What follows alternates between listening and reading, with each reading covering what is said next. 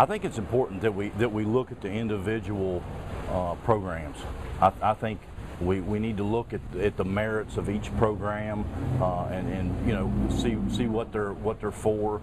Obviously, some of the cuts, you know, has happened across the board, and you know, so I don't know if it's as simple as one or the other. I think there might have to be some of both that go on. And that's a thing that I'm running on. That's one of my platforms is to look at government, and I'm definitely, as a conservative, I feel like that you know, there's very possibly too much government in certain areas of our lives. So I think we need to number one, streamline the government agencies that are in existence. Quite possibly, we might have to look at some things to be eliminated. And also, I think we need to be very careful in continuing to fund some of those core programs that I think that the government needs to be about. What are some things that stick out to you as maybe first to be eliminated or first to be considered for elimination? That's a difficult question. You know, without being there and seeing, you know, seeing the total picture, and I don't even know then, Jeremy, that I'll have you know, an immediate answer.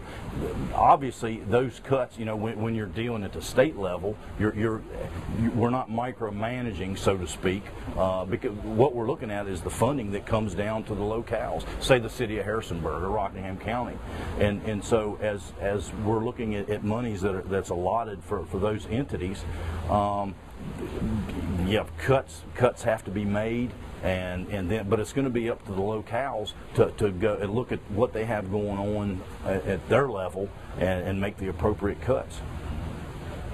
We certainly understand that there is less money available, and when you have a smaller pie, you have to be paying attention to what priorities do you want to set within that pie.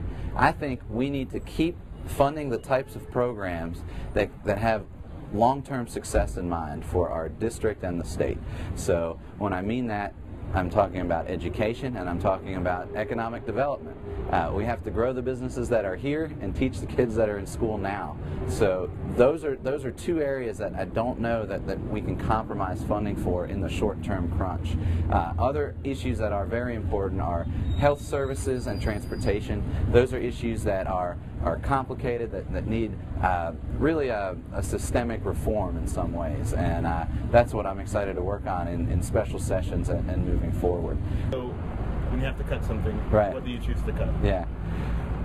What we've done here in Harrisonburg in terms of what we've cut is we've deferred types of maintenance and capital improvements that can wait a little bit. What can't wait is kids that need to be taught, jobs that need to be created now, and those are the types of things that we need to promote more at the House of Delegates level.